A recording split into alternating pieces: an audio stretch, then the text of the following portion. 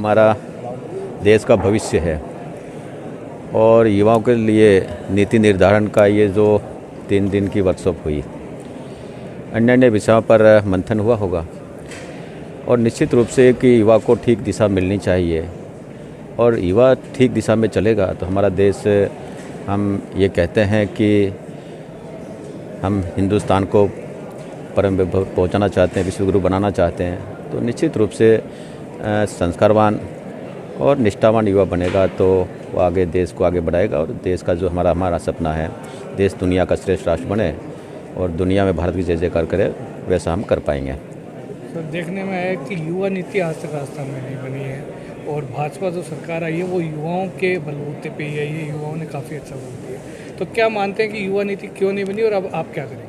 देखिए, युवा हमारे प्रदेश की ताकत है और उसमें भविष्य दिखता है।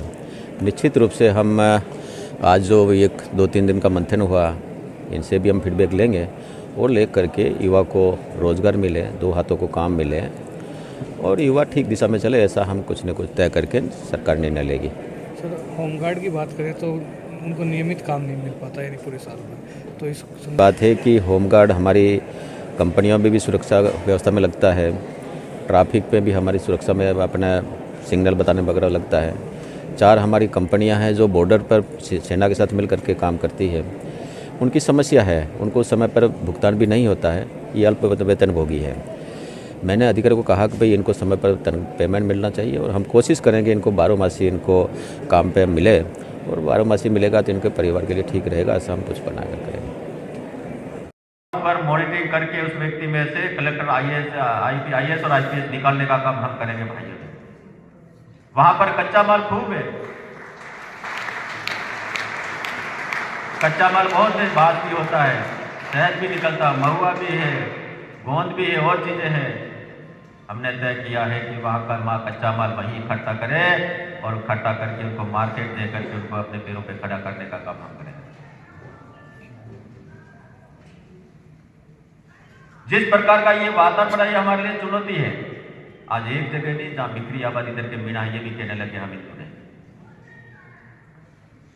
राम का नाम हम नहीं लेंगे। अभी बच्चों ने राम को नाटक किया, बहुत हमें प्रसन्नता खुशी हुई और हम सबका सौभाग्य है। कभी हम कहते ना रामलला हम आएंगे, मंदिर वही बनाएंगे, और बाकी कुछ लोग कहते थे मंदिर बनाएंगे लेकिन तारीख नहीं बताएंगे। अब तारीख बता दी, भूमि पूजन हो गया और अब कल प्राण प्रतिष्ठा होगी। ये हमारा परम सौभाग्य है। एक दीपावली हम कल मनाएंगे।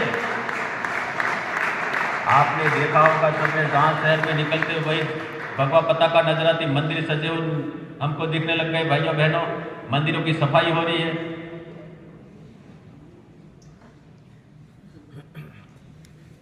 हम लोग राष्ट्र हमारे देश पे ले। और अंतिम बात कहकर मेरी बात को, आजकल लड़ाई क्या होती है, मेरा काम नहीं हुआ, मेरा ट्रांसफर नहीं हुआ, ये बात आपकी नहीं है, लेकिन इस बात में कुछ बातें सांस्कृतिक राष्ट्रवाद की बात कहकर मेरी बात।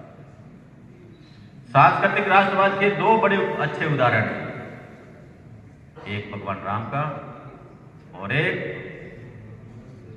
राजा हरिश्चंद्र का। भगवान राम का राज्याभिषेक होने वाला था, राजा दशरथ जी बुढ़ापा आ गया था, भैया मैं तो बुढ़ापा गया, मैं छोड़ो, आप राज्याभिषेक राम का कर दो। राज तिलक होने वाला था और कैकेयी को उसने भड़का दिया, उसकी दासी ने, कह रही है तेरे बच्चे के लिए मांग वरदान, और वो कहती है नहीं मेरा वरदान दो। और राजा हरिश्चंद्र आराम से कहते, खुशी का माहौल था, क्या मांग क्या चाहती है, जो मांगे दे दूंगा, अभी खुशी का माहौल है।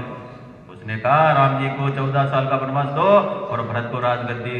बेहोश हो जाते हैं भाइयों बहनों, और राम को पता लगता है तो वो माँ का आशीर्वाद लेकर के और वनवास को चले जाते हैं।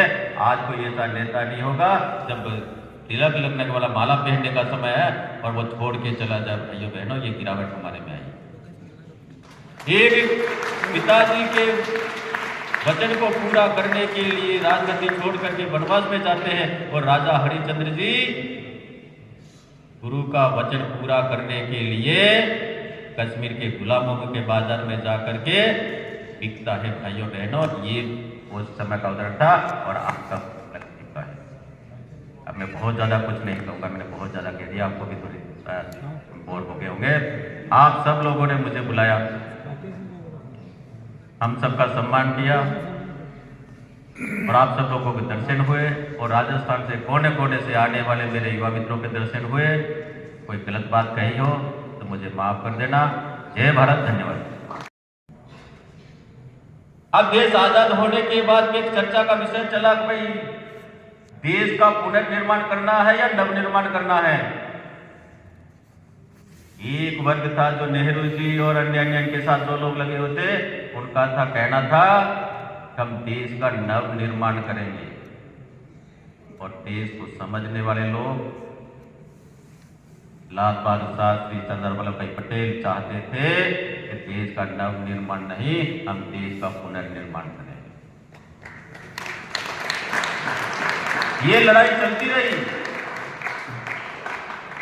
उन लोगों की मानसिकता थी, जैसे हरलाल जी खर्रा ने कहा, जो पाश्चात्य जो संस्कृति है उसको हमको स्वीकार कर लेना चाहिए और हमारी जो विरासत है, हमारा जो संस्कार है, हमारे जो आदर्श है, इनको भूलते जाओ।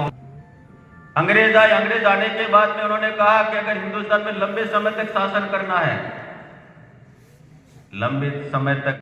आपको न्यूज़ कैसी लगी कमेंट बॉक्स में लिखकर ज़रूर बताएं। साथ ही चैनल को सब्सक्राइब और लाइक करना ना भूलें।